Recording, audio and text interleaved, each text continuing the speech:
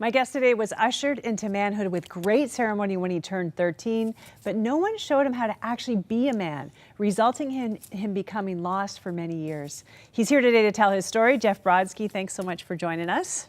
Thank you. It's good to be here, Cheryl. I really appreciate the opportunity. Oh, we're so glad to have you. And you grew up in a Jewish home. You were bar mitzvahed at 13, but really no one showed you how to become a man. Tell me about that moment in your life.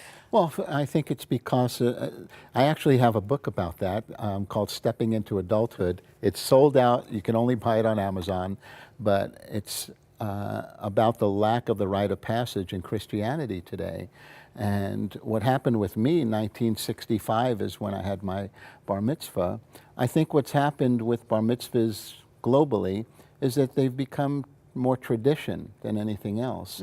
Sure, when you're 13, by the Jewish faith, you become a man. Well, what does that mean? You know, it's more than just reading a portion of the scripture, which in the Jewish faith it's called, on that day you go to the temple and you read what's called the Haftorah, or a portion of the Torah for that day. That's, as you're reading that, you are becoming a man. But who teaches you how to become a man? Yeah, exactly. Who teaches you the things that you need to learn about how to treat a woman, about honoring, respect, about so many different things in your life that help you to be recognized as a man.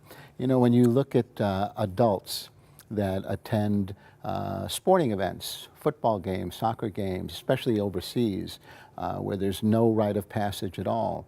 These so-called men, men in their 20s, 30s, 40s, 50s, acting like complete lunatics, you know, there's got to be something that there's something missing in the rite of passage. Yeah. So did I become a man that day? Well, I was recognized as a man by the community, but I didn't feel like a man. Yeah, and you really started becoming lost, drinking, smoking, just living what you kind of saw the men around you. The men that I knew, even my own father. At that time, he was a smoker, he drank, and I wasn't an alcoholic, but he drank, he smoked, so I thought, well, that's what men do, so I guess now I need to drink and smoke. Well, and then tragedy strikes. So to make it even worse, even as you're on this path, then something happened to your brother. Tell me about that. My brother Stephen, at the age of, it was 3 weeks before his 19th birthday, he got cancer and died a horrible, horrible death.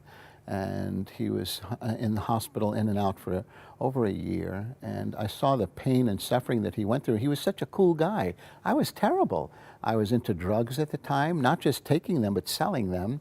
And I thought, if there's a God, why would he take my brother and not me? Why would he leave me on this earth? So I stopped believing in him completely. And you were a very angry man at this point. I was. You went on, you got married, you moved to Arizona, and you got involved with the school. I find this story so fascinating. You were at a meeting, and they were talking about who would come in to pray to start the event, and you got really mad. You really know my story well. I did read your book. But I did get mad because I didn't believe in God. And I remember they were talking, I was at a meeting at the school, because I had a child that was in the school and just in the first grade, and I remember they were talking about what minister they were going to have come to the school to pray over during the Christmas play. And I said, wait, excuse me, that's not going to happen. That's against the law. I said, if you bring someone here to pray to God, you better bring the God that he's praying to, because I have a lot of questions for him. And if you can't, and you do, I will sue this school for every penny I can get. So this woman comes up to you and she says, you need prayer. I'm going to get people praying for you. And we're going to continue this story in just a minute. For someone who had never met a true follower of Jesus for the first 24 years of his life, Jeff was about to get inundated. You're going to want to stay with us to see what happens next. We are back with Jeff BRODSKY talking about how he abandoned his faith after the death of his 18-year-old brother and how one woman's prayer for him changed everything.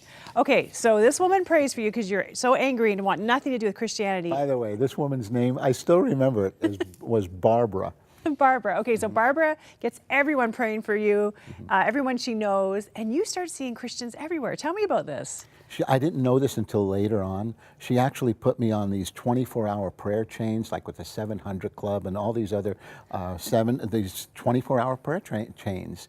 So I like to believe that God was up there, and I could see him turning to his son and saying, "Do you know Jeff Brodsky? We're being bombarded with that name." No, Dad, I don't know him. Well, let's check him out. And all of a sudden they see me, and I was really, if you started to witness to me about Jesus, I would literally become vulgar. I would say, Cheryl, here's what I think about your Jesus. And I would look up and say, hey, Jesus. And every vulgar word that you could imagine would spew forth from my mouth. And then I would say, now, if your God was so holy, why doesn't he strike me down? And most people would walk away. Wow. This woman looked me straight in the eyes and said, why doesn't he strike you down? He loves you. And he's patiently waiting for you to come to an understanding of who he is. You brought up something I haven't spoken about in years. And her conviction was so powerful. And it was after that, I still get goosebumps about it. It was after that, everywhere I went, I bumped into Christians, everywhere.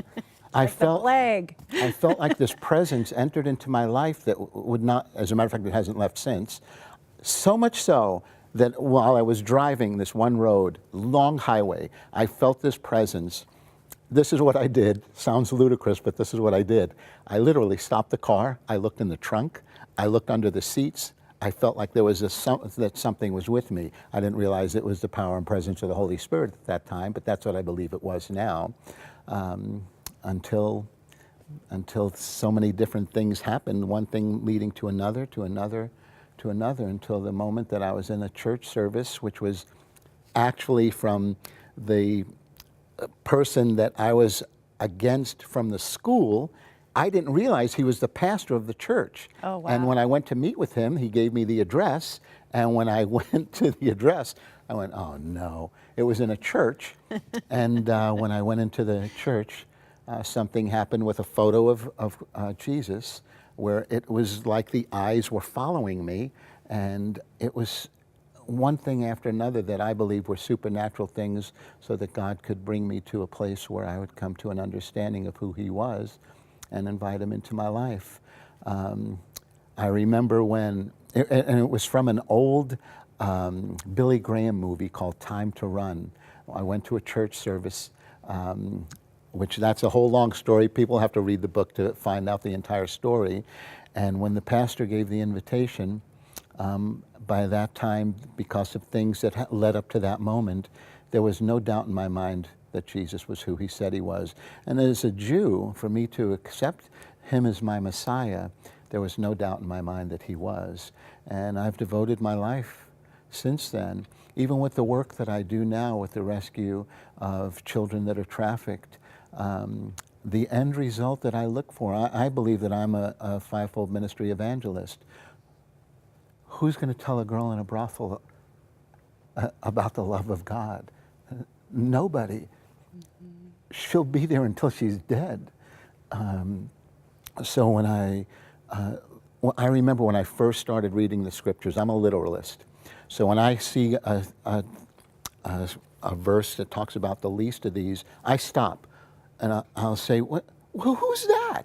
Why weren't you more specific? And I started a journey of discovery. I wanted to know who the least of these were. And when I studied the children in Biafra, I visited Mother Teresa. She gave me an invitation to visit her home for the destitute and dying in Calcutta.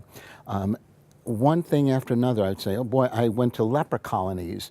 Thought, can't get any lower than this, can't get any lower than this.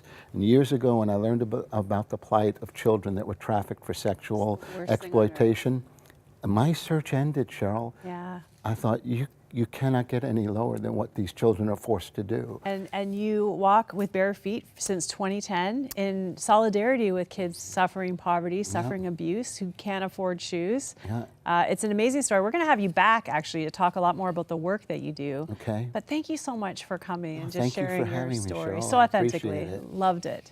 And if you're watching this and maybe you think, yeah, I don't think God's real, maybe you're mad at him, I just challenge you today to say to God, you know what, if you're real, why don't you show yourself to me? You know, that's a risky prayer, but if he doesn't exist, what do you have to lose? And if he does exist, what do you have to gain?